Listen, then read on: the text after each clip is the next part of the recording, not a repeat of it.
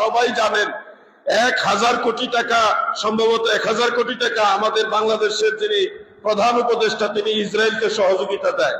তো এখন আমাদের এটা বদনসিব, আমরা এই দেশ থেকে ইসরায়েলের বিরুদ্ধে হুঙ্কার দেই, আর আমাদের দেশের রাষ্ট্রপ্রধান 1000 কোটি টাকা ইসরায়েলকে পুরস্কার দেয়, বকশিশ দেয়। এটা আমাদের জন্য বদনসিব না? আমি বাংলার ছাত্র সমাজ, যুব সমাজ, তরুণ সমাজকে বলবো, তোমরা এক হুঙ্কারে বাংলাদেশের পরিস্থিতি, বাংলাদেশকে ভালো করার জন্য তোমরা এক হুঙ্কার দিয়ে বাংলাদেশকে পরিবর্তন করেছো। তোমরা আবার আরেক হুঙ্কার দেওয়ার জন্য প্রস্তুত হও।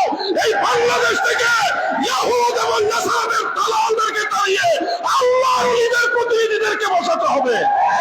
ইসরায়েলকে 100 কোটি টাকা সহায়তা দিলেন ডক্টর ইউনূস। অসুতি ইউনূস এ হলো বড় শয়তান। এই গ্রামীণ ব্যাংকের টাকা লইরে অনেক স্বামীর গছ ছাড়া হইরে এরকম অনেক বউ আছে, ঠিক না?